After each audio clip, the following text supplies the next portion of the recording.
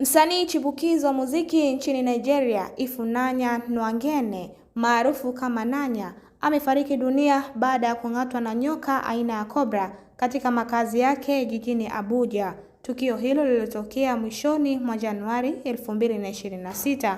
Mamlaka za afya zimethibitisha kuwa kwa mujibu wa taarifa za awali, marehemu aling'atwa na nyoka huyo akiwa amelala ndani ya nyumba yake usiku, ambapo baadaye nyoka alionekana na kuondolewa na wataalamu wa kudhibiti wanyama hatarishi. Video zilizosambaa mitandaoni zilionyesha nyoka huyo akitolewa ndani ya nyumba baada ya tukio hilo. Baada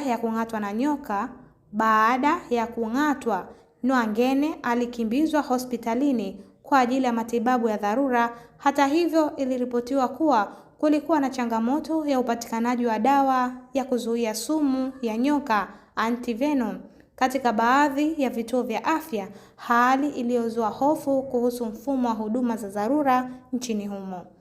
Madaktari katika Federal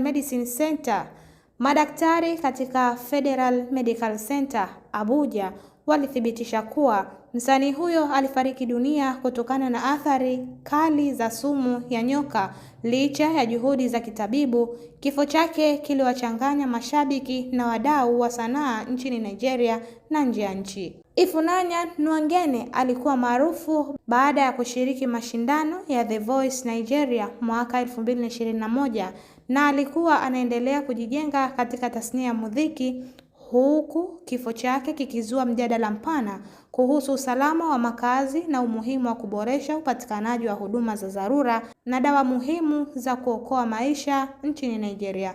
Mtazamaji, hii ni Zantime. Usisahau kusubscribe, kulike, kucomment pamoja na kushare.